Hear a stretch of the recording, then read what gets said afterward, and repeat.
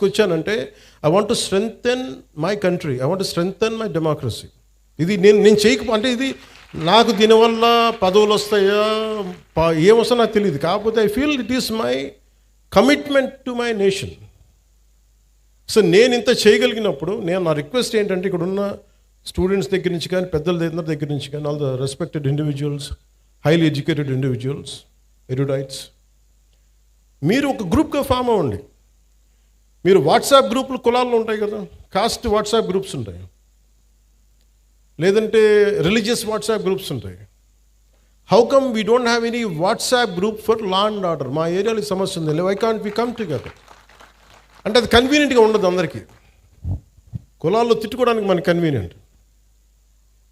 అంటే ఇలాంటి sincere officials ఉన్నప్పుడు కలెక్టర్ గారు లాంటి వాళ్ళు, మన మాధవ్ గారు కానీ, కలెక్టర్ మన ఎస్పీ గారు కానీ, కలెక్టర్ గారు కానీ, వాళ్ళు నిజంగా చేయగలరు.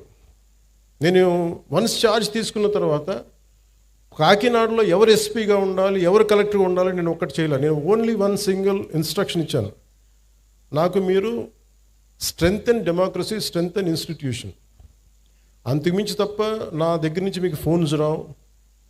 ఒకవేళ ఎవరైనా పట్టుకుంటే వాళ్ళని వదిలేయండి, అది including if it is there my party men, I don't encourage. Very clear కట్గా చెప్పాను.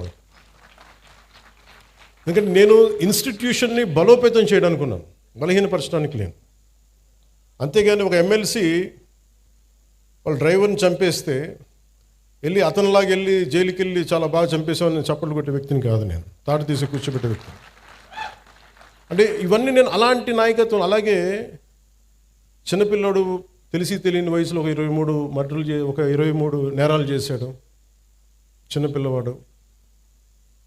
కూర్చోబెట్టి ఏదో పాపం చిన్న ఆ పసి వయసులో బీరు బాటిల్ తీసి మెడ కోసేసాడు.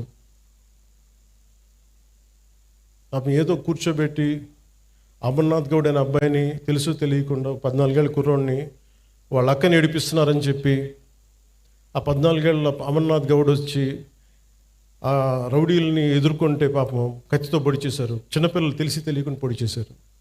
ఇలాంటి చెప్పే నాయకుడిని కాదు నేను.